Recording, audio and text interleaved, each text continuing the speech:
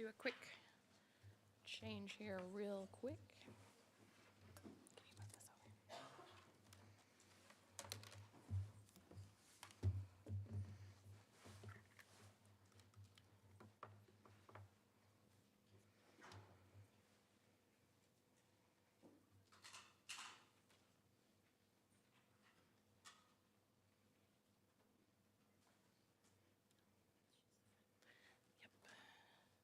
Okay, sorry, that was not supposed to be a loud thing. There we go. All right. Good morning, everybody. Please turn to your neighbor and discuss what are the 3 favorite questions you like to be asked, and what does it say about you? Yeah, so go ahead. Turn. Yeah. Talk to your neighbor.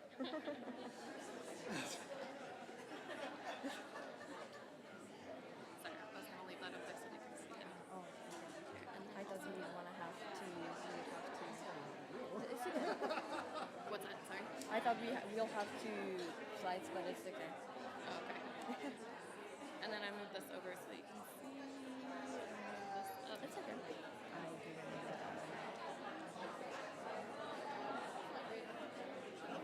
I know, I was thinking.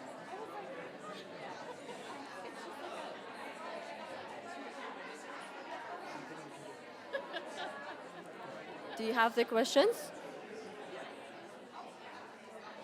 I'm gonna turn.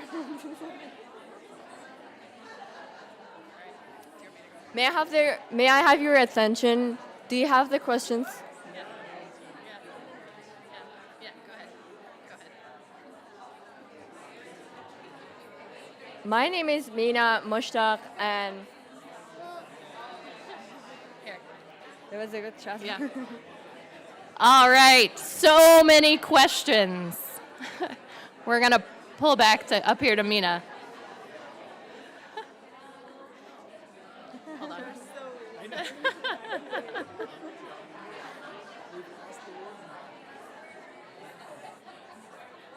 All right.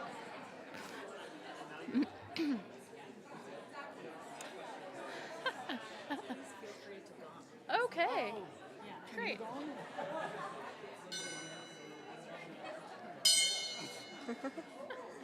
See, that was so fun. You didn't want to come back. There we go. Presentation's over. Questions are good. Yeah, there are so many questions, right? My name is Mina, and my favorite questions that I would wish I would ask was asked is that, what do I enjoy doing in my free time? Or what kind of music do I like? What do I do for work? Because these things say much about my personality, about my character, how am I as a person. Or like the food, what kind of cuisine or food do I enjoy? What are the most interesting place that I have ever been? But we do not get that often. My name is Nick Pilarski, and I get to work with these amazing people on this project called Bridging Borders. And the aim of this is to create exactly what all of you just felt right then, right? So we asked you a really basic question, which was, turn to your neighbor and say the 3 things you like, and all of you lit up, and there was more energy in this room than we see at these things. And the question is why, right? It's a human connection. It's a human emotion. I'm co-director of the Resilient Visions CoLab, along with a number of people. We've already had an introduction for those of us who are here, but there's a number of people on this slide who also make this possible. And we're really, really interested in how we can expand the notion of media by creating these very human connections through technology. So we began So we began to create an AI conversational agent, we'll talk about that a little bit later, on how to kind of elicit the similar reactions of what you had today. Well, the questions that we receive every day. Obviously, the questions we would like to be asked can be different than the questions we are asked. So a lot of refugees would like to be asked at what we do to enjoy our time and what kind of music, for example, we like or what we do for work. But the questions they usually receive are, how did you come here? How did you learn English? Where did you learn English? Do you like to be here? Do you like the US? Do you have pizza in your country? And in case of me, they ask, are you really from Afghanistan? There are general myths about refugees, and they're usually as refugees are inherently conservative or violent. But in reality, the vast majority of refugees or Afghan refugees are not warlords or fanatics or psychopaths. They're ordinary people. They're farmers, they're merchants, they're teachers, they're students. They're as ordinary as any other people around the world. And refugee women are universally oppressed or had or have no rights or opinions. But in fact, they are active in various fields. They're active in education, healthcare, politics, and historically have been active in taking the role of leadership in positions, in different various positions in politics, in economic, in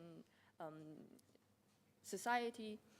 And they're in the front row of peace building and social change. They have organized protests, NGOs, and participated in political process in their countries.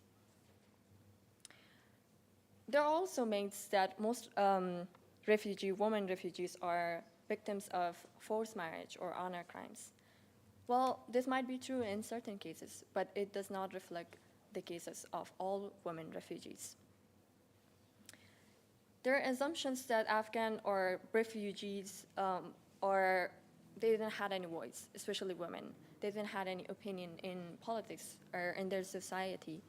But that's not really true. In fact, they're the peace builders. They're the front row of social change in their countries.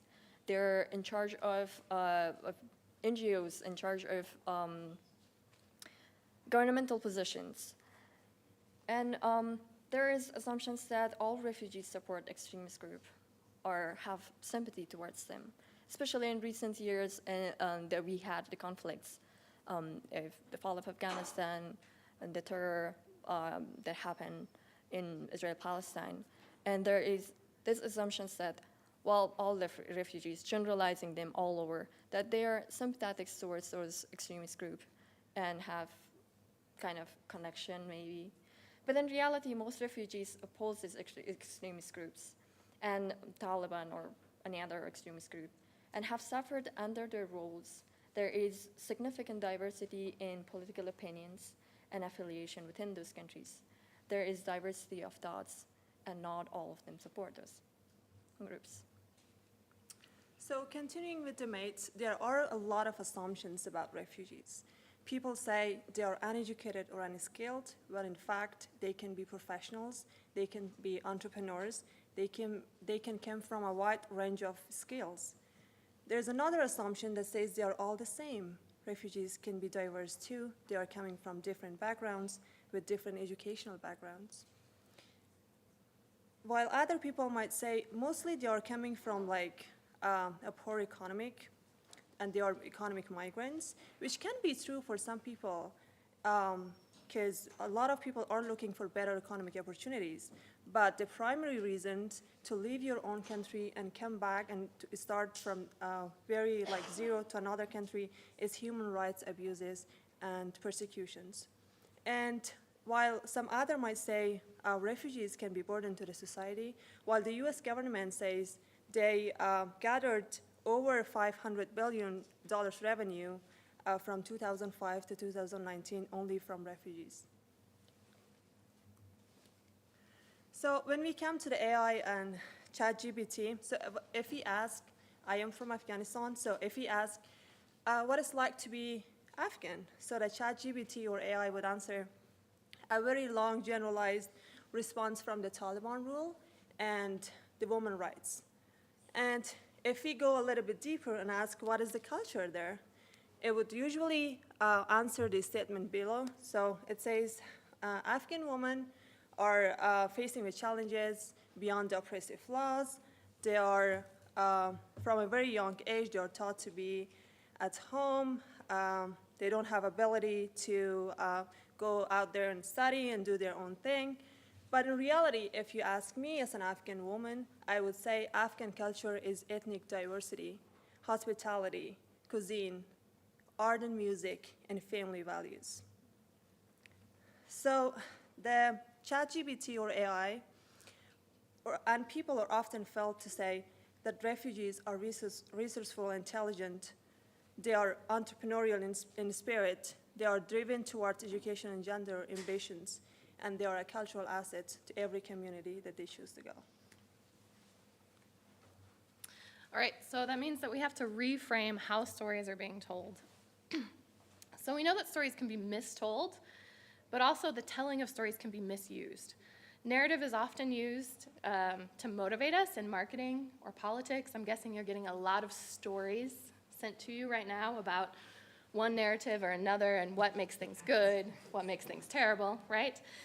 All of this is because story shapes how we see the world, and when we try, it can be used, we can use someone else's story as a narrative to elicit a very specific response or emotion. But people are complex, and sometimes stories are misused to simplify things and make them really easy to understand when it's not something that's easy to understand, right? And as you can tell, AI, like people, can often flatten really complex people and situations into vast generalizations. But the answer isn't to not tell stories, because stories are being told all the time on our behalf. If we're not the ones who are telling them, then our national identity, our religious identity, our local origin stories, even the stories that we tell within our own family about our role in our family, our place in our family, if we're not the ones that are telling those or shaping those, then they're wrong, right? We have to be participating in those in order to make sure that the right stories are being told. And to add to this, AI is now creating stories upon stories, so it's creating stories from its own self and kind of perpetuating this, like starting with a bad story and then making it worse. Like sometimes when you make those images and you make another one, and then you get like weird hands coming like from weird places, right? So it's a multiplying factor of it just continuing to get bad. Yeah, so we have to ask these questions. So like, why are some stories sticking in this kind of emerging media age? Why do they land? How can we actually use media and change the formal aspects of media to reframe our conversations instead of being unidirectional to actually be bidirectional? Was really well put, right? We need to listen more, right? We have 2 ears and 1 mouth. We should listen more than we speak. So in that case, we really want to think about, and this project tries to elicit this idea of what does it mean to make approach stories using AI that would elicit more of a human aspect, right? To build a culture of dialogue versus simply a culture of monologue. And that's really, really interesting because we're working from linear media to bidirectional media as we move into kind of these new emerging technologies. Stories needs to be earned and not only consumed. Stories have been misused, and certain stories have been cherry-picked, certain sentences from that whole context of stories. People often focus on parts of your experience that matches with their own perspective, which makes you feel that your full experience isn't fully recognized or it's been exploited. And also, constantly recounting difficult experience can be emotionally draining, and it may hinder the healing process. Refugees might hope that sharing their stories will lead to a tangible support or change. But when it doesn't occur, when it doesn't happen, and you didn't get the positive change that you wish, it can result into frustration and hopelessness. I have given multiple interviews, and when I share those experience, but within the whole story, they have picked certain things that they have already created the story in their mind, and out of all of that story, they took only 1 or 2 that they wished to and use that and publish it. And after that, you feel like, I wish I didn't share that experience with them, because it did not result in a positive change in a advocacy manner that you wish that it would be. As a consequence of the cherry-picking story, it comes to self-censorship. When you then do not get the positive results that you wish to get from sharing your story, that it would imply and affect the whole community of refugees, then you censor yourself as a refugee, and you don't want to like share it. And you wish that in a state of like advocating, I wish I did not. There's a feeling of vulnerability and feelings of hopelessness and frustration after that. Generally speaking, refugees who tell their stories, they may become the target of discrimination, stigma, and they may become socially isolated as a result of that, which can hinder also the process of healing from that trauma that they already experienced. There is a chance that media would centralize the story, which might lead to spreading of false information and more prejudice within the society, the host society. There is a chance that the stories will be exploited without the approval of the refugee or the person themselves, and be used for political and financial purposes. And your story as a refugee would often become a product of commodity, not as a personal story. And they pick somebody, like a cherry pick out of all the experience of the refugees, one person who have faced the most vulnerability, traumatizing experience, and choose to paint that as the experience of the whole refugees that might be true.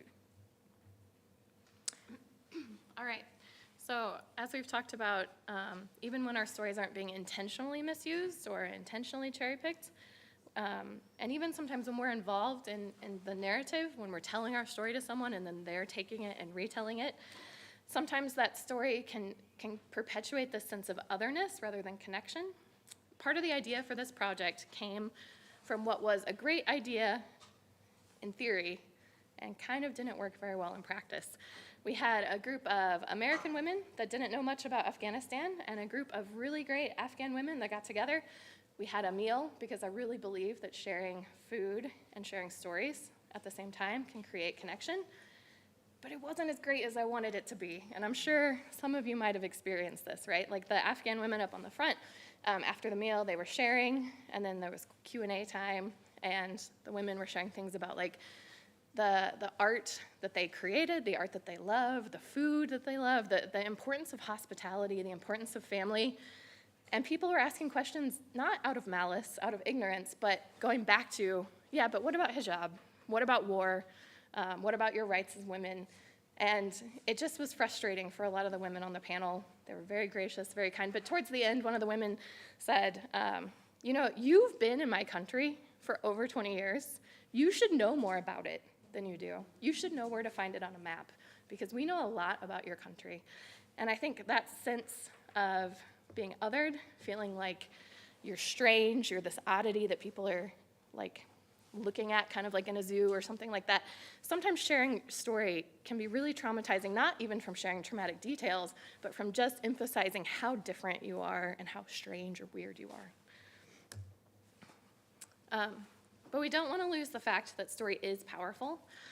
When I worked for an immigration advocacy group, we did this thing that I hated, which is we would cold call people that tended to be pretty anti-immigration and talk to them. And we would say, okay, in the beginning, on a scale of 1 to 10, where would you rate this? I think immigrants make America better. And then they would give me a rating, and then I would share a story about an immigrant that I know and how they've impacted my life, and then ask them to do the same. And at the end of that conversation, most people went from a 1 to 3 rating to a 6 to 8 rating.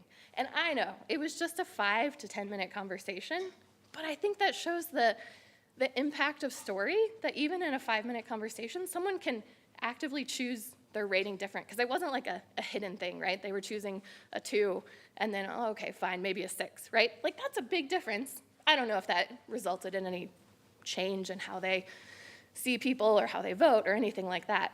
But that short conversation changed, and it shows the power of story. And I think it's important to note, too, that our brains are wired to connect and engage through story. When we listen to a story about sensory details, our brain lights up in a way that, like, we're experiencing those sensory details ourselves, right? It's a really great way for us to remember things, and our brain waves start to synchronize with the person who's telling us the story with their brain waves. So there's that sense of connection. And as we've seen in the last decade, it's not really data and facts alone that change our mind or heal divides. Story matters, and it changes how we see the world and the people around us and how we think the world should work. Stories shared between people can be incredibly powerful, and that's why they're important. Since storytelling has so many pitfalls that we've talked about, but is also so innate to us, we're really trying to fundamentally rethink the process for that. Oops. So, yeah, I kind of want to bring up this future that we're trying to aim for, right? So there's these big things that you've heard, right? We have these cultural biases that are kind of innate in these stories that we're all really trying to champion, and they can go either way. But we have to also understand that AI is already influencing how we perceive this information. It has impact that's crucial to the future of storytelling. AI can highlight human commonalities, and it can enable us to have kind of a more personalized, human-centered design. So traditionally, when we think about linear media in general, linear media has like a set of questions, right? We sit down with a camera, we record somebody, we put it in a very particular order. It's a very painterly process. And that's really, really important. But sometimes it lands and sometimes it doesn't. And so the main question that we have that we're trying to think about in terms of the architecture of this program, because we're ultimately building an AI which you can talk to and have conversations with refugee communities, is how can your mind change during these stories? And we do this already, right? So we kind of function as human beings as AI does. So like, I'm looking in this audience, I see some people on their phones, so I'm trying to lean in to you and say like, oh gosh, I'm losing you. Or on the other hand, I'm looking around and you're so lovely and you have a pen and I'm feeling good, right? So maybe I'm gonna say, oh gosh, I'm gonna target this to you and I'm gonna tell a very specific story. So human beings have this kind of one-on-one back and forth, which interactive media has at its core, right? And so we look at all of these things, we tailor all of these things, and GPTs do the same so at a very rudimentary level. We just have to augment it, develop it, lean into it. Not too many people are doing so. Again, we change stories based off of who is in the room. We change our approaches based off of who is sitting there. We don't just play the same show and dance each time, because it doesn't land for each community individually. This same thing, again, happens in AI. It's really, really good at tailoring. Interactive media is really, really good at tailoring stories to the individual. And ChatGPT is incredibly compelling. We all know it. The process that we have, we're actually building our own GPT, and we have since for a number of years. But this is a large language model. And the problem with a large language model is there's a lot of ethical concerns at play. It, as we said, it has a large over-reliance on statistical patterns that are found within large corpuses of data, and it's going to yield a very biased and generalized kind of HR result, right? It's kind of gonna get something at the center of the truth, maybe, but it's also going to exclude kind of the very bespoke truths that are going to connect with people on a one-on-one basis. And I like to call this the Mr. Beastiization of media, right? So some of you laughed, you all know Mr. Beast maybe, right? So Mr. Beast is this like YouTuber who has the highest algorithms and is frankly, like the most famous person nobody talks about, but everyone kind of like elevates in their algorithms because a lot of people chat on them. But if I ask ChatGPT, or DALL-E in this case, to say, you know, I'd like an image of the perfect YouTuber from the perspective of a webcam, right? I get this Mr. Beast-like entity, right? It's this kind of generalization of all the things that are kind of fun on YouTube, but kind of like, ugh, in a way. And so what we need to do is that this lacks our interactive media in general, particularly because it's developed from a very specific engineer standpoint. And I'm part of those engineers, right? It lacks these kind of responses of independence, right? It lacks cultural autonomy. It lacks diversity of thought and form. And while AI is going to change so many things in the future, unless we co-create AI and interactive media and these kind of medias of the future with the communities in which these medias are to serve or elevate or be used in order to teach us as a broader community, we're missing the point. We're leaving so much on the table. And what's going to happen is the Mr. Beastiization of culture. We're going to have culture slowly homogenize. We're going to have culture move from the small to the large. And so what we want to do is not develop large language models, but to develop small language models, contextual language models, nuanced language models that get at this. And we started this project before, and it kind of started as like another failed experiment. And what we did, my co-director works in policy, and we were really, really interested in Maricopa County. If you all don't know Maricopa County, you will in a few months. And Maricopa County has some really amazing things going for it, but it also has some really, really, I'm going to censor myself, weird things. And that, yeah, it's got some weirdness. And what we're really, really interested in, and we started to see, well, who's going to be affected? And we started to think from a policy perspective that the largest impacts that are happening are within migrant communities in our county and within refugee communities, right?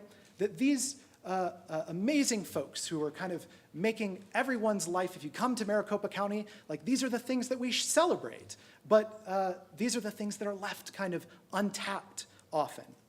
And they're disproportionately affected by these policies. So we began to work with a man, I'm going to use a pseudonym for his name, Juan Carlos, and we started this project to think of what would a small language model look like him, but it didn't start like that. It actually started like a film. And why did it start like a film? We began to hear his story about kind of immigrating to America, kind of crossing over the border because he's trying to seek political asylum. He was undocumented. But what we realized very quickly in the process was that he was uncomfortable being on camera. He didn't want to bear the story. And I understand why. There was great concern about his identity being shown, his legal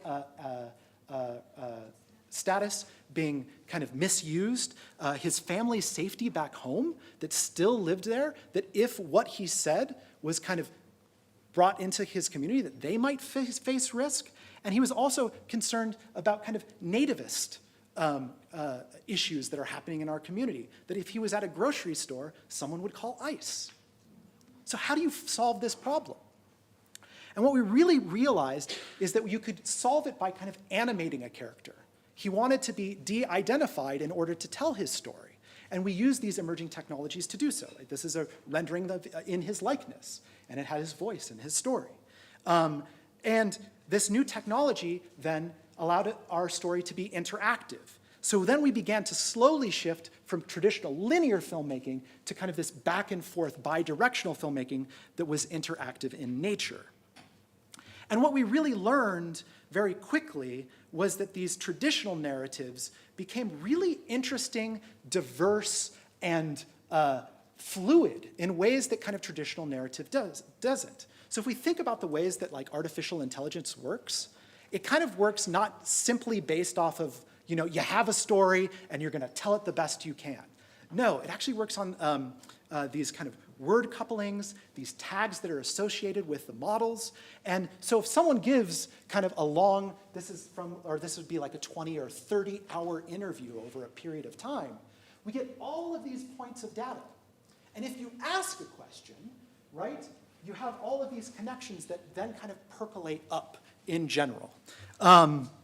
So that's really, really important. You might have him talk about travel to the country, but then connections with food, and we can lead people to commonalities of the city, and we can then bring people to the feelings that they have of that city as a shared pluralistic space. So you have new different ways of telling stories using this. But what is most important is that we get it right in general. So as we've been working all together as a group, we've been developing kind of this small Hazara language model, kind of based on these principles.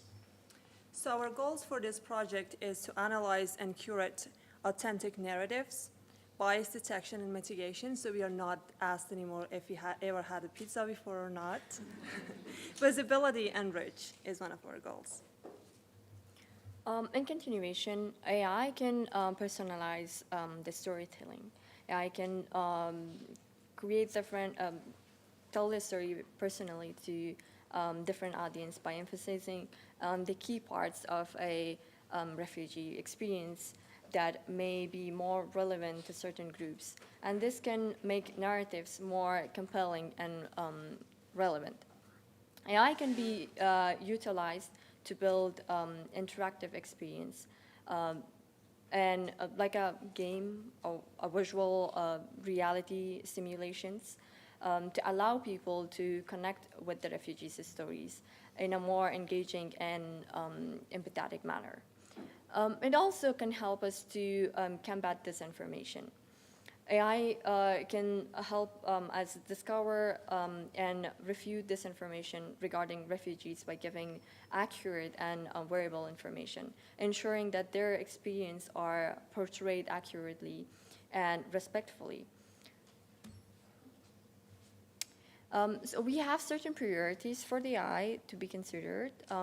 So the first one is consent and autonomy from those whose stories are being shared or being told. Privacy and confidentiality. We would create a system that allows for refugees to tell their stories but remain anonymous if they wish. There is accuracy, giving a correct response from the AI builder built on a co-created database that we have within the refugee communities. Like they would share the information with us, and we would give it and build on that database. Biases and fairness. Treat users with respect and help remove biases that users may have. Cultural sensitivity within the AI models that would match the culture and profile of certain individual that we are telling their stories. It can be empowering to the communities that AI serve. There should be an accountability to the communities that the project is placed and the communities that is being served. AI should have a human oversight that prioritize human stories over a generalized story based on stereotypes that it gathered. And it should have a long-term impact. Okay, so how is our functioning? So I'm going to kind of go into like the engineering of like if you go up to this, because again, this is like 6 PhDs and 20 community members and like built our own version of GPT, which is taking a really long time and hours of coding. So this is how kind of these work. We have, I think, close to a few hundred hours of interviews in which we have, and you'll walk up to a screen. So let's say, I'm going to use you. We'll walk up to Mina or Fatima, and they'll be there, and a microphone is available. So we built this kind of microphone, and this is the user input. And then as the kind of user approaches the screen, they're ask a question, like we do in the beginning of this. And it scans that user input, and it analyzes in a systematic manner the markers to understand the questions using word embeddings. And then it actually knows what the sentiment of that person is. So it can answer in a very, very particular manner. So then we kind of move into a prediction model, which we are kind of predicting the type of story that that user might want or empathize with. And then we either give a direct answer, which is going to be from the pre-recorded material, or we might move into the conversational agent, which is kind of more the AI-generated stuff, which is created from large corpus of documents in which the community has said, this is a document that fairly represents my experience, right? Instead of this large general approach. You know, you kind of have this goal of the system of moving through it. And for instance, it will slowly track you. This is kind of Mina, a version of her. And we kind of created an avatar of her. And it will, the system itself, actually right now, we've trained the data to actually look at the emotion and the sentiment of the people who are asking the questions. So this system kind of analyzes in real time what people are doing. So for instance, let's say I ask Mina a question like, tell me where you came from, versus tell me about your hometown. These have very, very different sentiments in the way that they're asked. We can procure that there's very specific biases based off of the way that I'm asking that question. One is a little more kind of, if we use this research by Dr. Thomas Parsons, which is a circumflex model, which one is kind of a high arousal and negative valence, right? It's kind of a negative emotion. We know that that person is coming with biases. So then we can tell stories that counteract that biases, right? We might begin to learn if they say, where are you from? Well, maybe we don't want to say that. It's so, well, tell me about your family. And we go back and forth and we kind of move to an area in which is a common ground first before we get into these more, these deeper conversations in general. Versus, tell me about your hometown, right? That's going to be able to tell somebody that this person is actually really curious. And then we can maybe move into a conversation that's a little deeper. And this becomes responsive on the emotional content of the question. And from there, we've developed what we call a narrative neural network. So this is kind of like a big word, which isn't really that big, right? It's what we do every day. So someone might give 3 responses, but then we're able to cull from those responses the most appropriate way to get at that person. So for instance, like, I know Mina really likes chess. And let's say that I say in this conversation that I like games. Then the neural network will then, instead of dealing with the issues that exist of the political landscape, will begin to have conversations about Mina's love for chess. And we'll slowly move those questions then to earn the trust of both parties. So then you can have these real conversations that we're all really wanting to have. You're not really able to do that in most types of media in general. We're able to see if the person is family-centered. We're able to select family-centered stories. And we're able to kind of move to the next topic gradually and meet somebody where they are. Because we're not particularly interested in making things that make us pat ourselves on the back, right? We live in Maricopa County. There's a lot of biases that we have to think about, as was talked about in this area.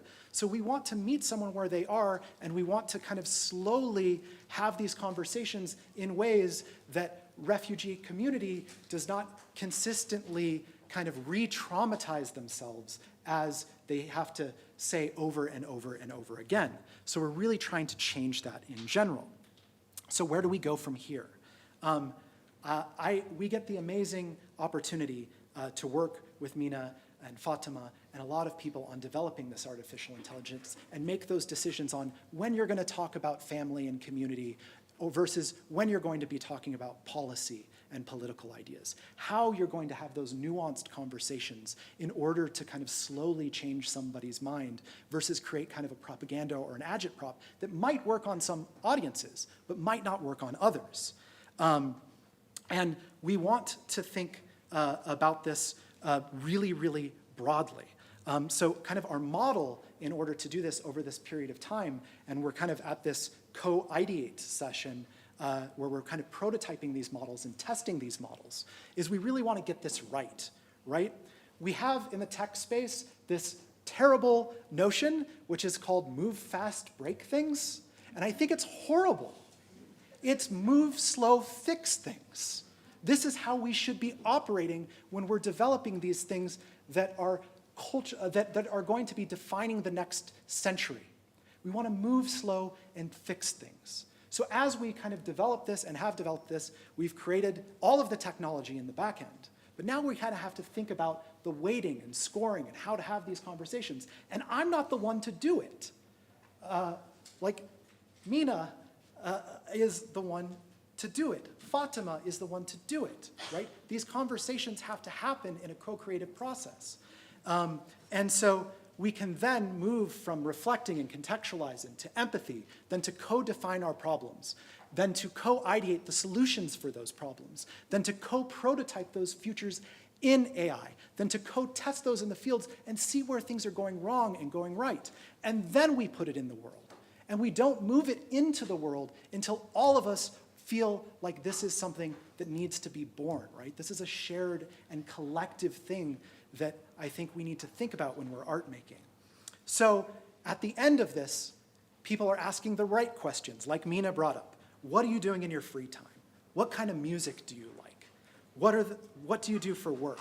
What is your favorite food and cuisine, right? The questions that we would ask our neighbors, the questions that we would ask our friends, not the questions that we would ask somebody who we've never met and we just want their story. So with that said, we want to thank you so much for this. I want to thank these amazing people who I have the opportunity to work with every day. I learned so much in the process. So thank you all. Thank you.